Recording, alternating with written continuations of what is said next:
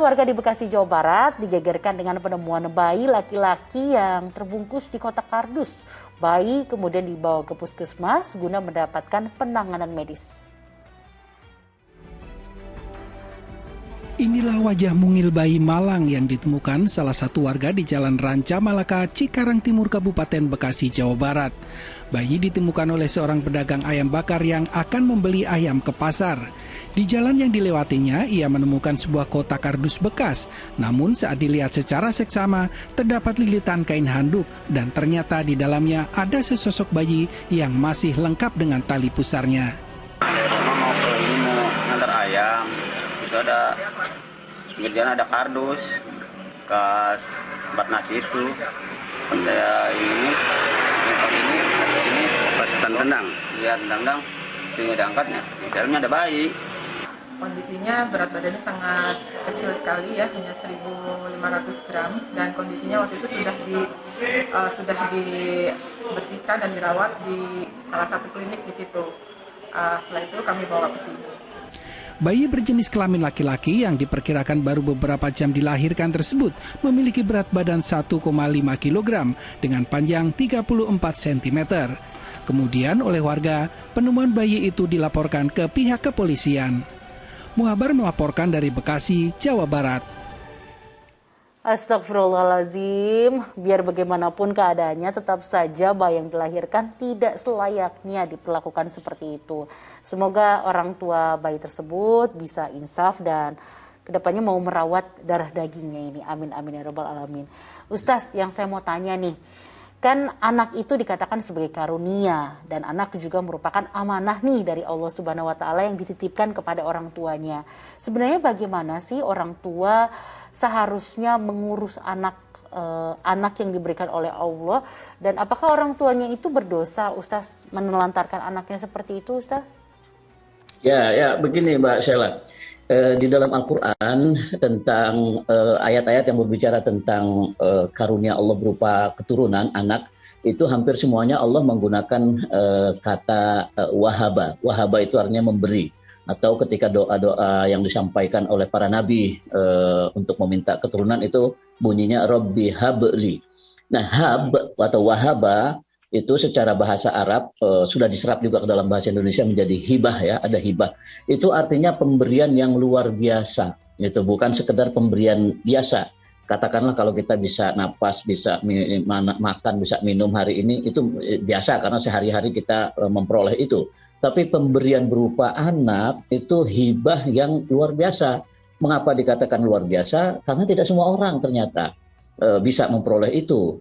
Kan dalam kenyataan kita lihat betapa banyak orang sudah menikah bertahun-tahun belum punya keturunan, sudah melakukan upaya ke sana kemari belum punya keturunan. Lah ini dengan mudah sekali Allah berikan keturunan, itu tentu merupakan hibah dan pemberian yang luar biasa. Nah, karena itu pemberian yang luar biasa ini harus diimbangi dengan perilaku orang tua juga yang luar biasa. Tanggung jawabnya luar biasa, mendidiknya, merawatnya dan seterusnya. Nah, ketika umpamanya orang tua kebetulan melahirkan anaknya itu karena ada hubungan gelap sebelumnya, hubungan yang tidak sah, itu juga tidak menjadi sebab atau menjadi alasan untuk kemudian orang tuanya menelantarkan sang anak. Karena anak nggak ada urusan dengan perbuatan orang tua. Itu orang tua yang sudah berdosa itu bertobatlah, biarlah dosanya ditanggung oleh orang tua, dan kalau bertobat dengan sesungguh-sungguhnya tentu Allah juga akan mengampuni.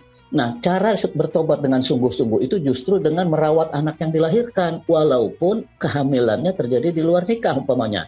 Justru akan semakin berdosa ketika hamilnya di luar nikah, kemudian setelah anaknya lahir ditelantarkan seperti itu. Itu malah dosa yang bertumpuk-tumpuk, bukan malah membuat bukan bertobat gitu. Itu hanya tidak kapok dengan perbuatan dosa.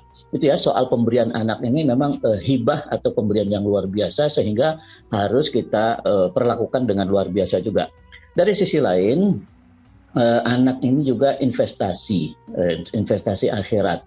Karena di dalam hadis Nabi disebutkan bahwa orang itu ketika mati semua amalnya kan terputus, udah nggak bisa sholat, nggak bisa sedekah, nggak bisa berbuat baik dan seterusnya.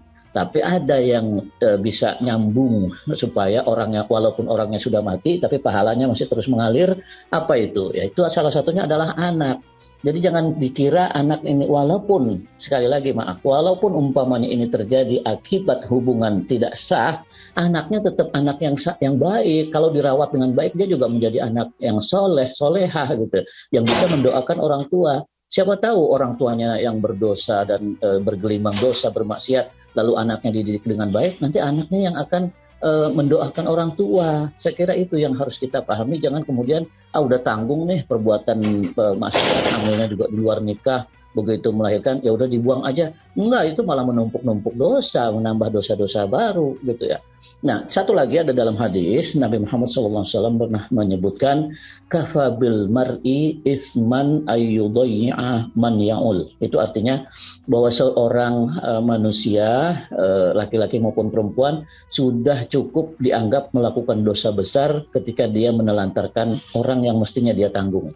Ya, dalam hal ini anak itu, anak kandung seharusnya dia tanggung. Makan minumnya, susunya, dan seterusnya, nanti pendidikannya kalau dia besar. Lalu ditelantarkan semacam ini, nah ini sudah cukup menandakan bahwa orang itu melakukan dosa yang besar. Apalagi kalau sebelumnya dosa zina umpamanya. Itu luar biasa. Sehingga ya, saya kira kalau memang orang tuanya memang ingin bertobat, rawatlah anak itu, ambil anak itu, urus sampai besar.